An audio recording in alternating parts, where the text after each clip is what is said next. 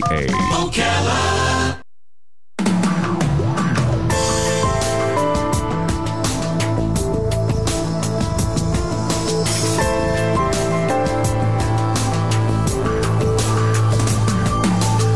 All right, 20 minutes after 11 o'clock. Thank you for tuning in. It seems like every guest we have, Robin, every guest we have has a website. Yeah. Everybody has a website, right? I know. It's great. And obviously, the reason they come on the radio is to talk about whatever it is, the book they've written, or the record they've made, or the movie that they're in, whatever, right? Or a campaign. Maybe it's a fundraising campaign, and they come on the radio so that other people know about the website. Because just having a website doesn't necessarily guarantee that anybody's going to visit it and ultimately buy your product or support whatever cause you're trying to promote.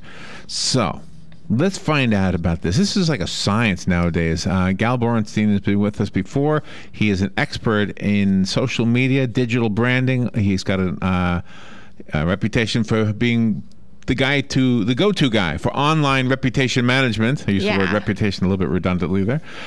Public relations is what we used to call this. He has a book. It's called Activate: Power Up Your Brand to Dominate Your Market, Crush Your Competition, and Win in the Digital Age. Good morning, Gal. How are you? I'm doing great, and thank you for having me on the show again. You're welcome. Where are you right now? In Fairfax, Virginia, right outside Washington, D.C. Oh, it's the town nice. where digital trust is always in question. Yeah, the whole world is that way right now. Yeah. All right. So everybody seems to have a website, and there are very few websites that I go back to. Do you know what I mean? Like, I go back to YouTube all the time. I go back to the news websites, CNN and MSNBC, et cetera, whatever they are called. But there's very few. Like, if I go to a book website for an author, I look at it and I might order the book or I might not, but I don't go back to it. So the first question I have is return traffic one of the things we should be shooting for? Or is it okay to just have it where look at my site one time and make a decision and never come back?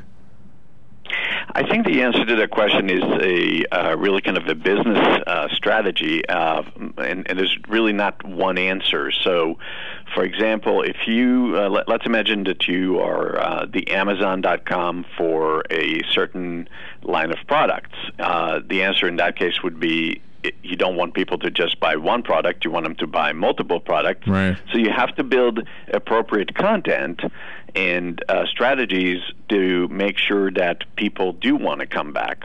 But certainly there are sites that don't want you to come back. They just want you to fill in an order, and that's it. Yeah, so I think it kind of depends. I think the category where most companies or businesses and any kind of leaders that have websites fall under is really kind of, once you're in the site, is really kind of how do you make me stay on the site and not click out as quickly as possible.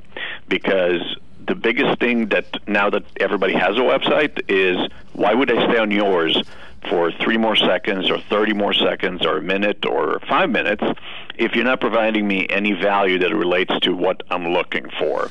And that's really the difference between successful and unsuccessful websites in today's economy. Okay, so that means I'm getting WOCA should have like 5 stars then. In other words, a good grade, because we're constantly having something new. I mean, right now you are new from just a half hour ago because we're talking to you now. So people go to our website. Radio is no longer just about the radio. It's also about the internet. Absolutely, it's part of what we now call the multi-channel marketing, where we recognize that because even radio is essentially transmitted in bits and bytes, which is digital. It may be in your car as a radio signal, but also people might be listening to you online on their mobile device. And, of course, that creates multiple opportunities to get your audience loyalty increased, or provide them different things that you cannot provide in what we call the monologue part of the conversation. So, for example, you have a great radio show that a lot of people enjoy listening to, but let's say you wanted to do a quiz, and that quiz has a lot of questions. you could put that quiz on your website. You can send them to their mobile phone via an app. And the more time they spend, the higher the loyalty is going to be if you're providing them something that is fun or valuable or connects them to a resource that you mentioned on the show. And that's really where most companies have a disconnect. They don't quite understand that it's not a kind of a disconnected system. It's a system where everything has to be connected to each other to create the brand impression that you're looking for. And the Google is fascinating in itself because you can just a person can just Google a subject or a name, and all these choices come up, but everything associated with that particular name comes up also. Sometimes comments aren't so good. How do you keep that from happening? There might be a misunderstanding or something like that.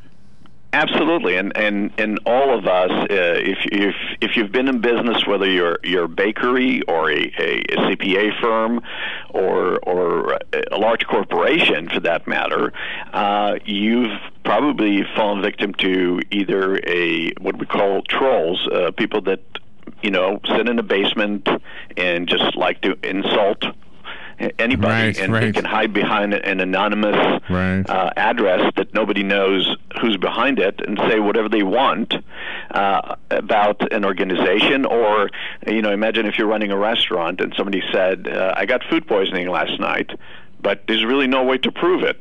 But it's there, and Google picks it up, and the next thing you know, you're trying to defend something that never happened. So this happens a lot in today's marketplace. So the really important strategies that we recommend to clients about building trust and maintaining your online reputation, which essentially is the part that makes you want to stay on the site and maintain the brand integrity or the positive image that you have as an organization, is really make sure that you follow several really quick rules. And if we have the time, I'd like to go over 3 or 4 of them at least. Yeah, because they might quickly. Yeah, let's hear what they are. Yeah, well, I think the first thing that I see on a lot of websites, and this is something that we have to tell our clients every day, we take our clients as a kind of what we call for granted. We believe that because we have clients, especially in the services industry, which is the majority for most organizations in major cities. Let's say we're a financial planning company or a law firm or for that matter a plumbing company. No matter what the service is, we assume that because we have happy clients, everybody assumes that. But the reality that the impulse is that if you and I went on one of those websites and didn't see testimonials and didn't see pictures of happy customers, we will not assume that this is a great company. We're going to move on to the next website that has customer testimonials and possibly validate it through Angie's List or any other consumer report. And the combination of these two will create more trust. What we find is very often the cobbler shoes mentality applies to the website.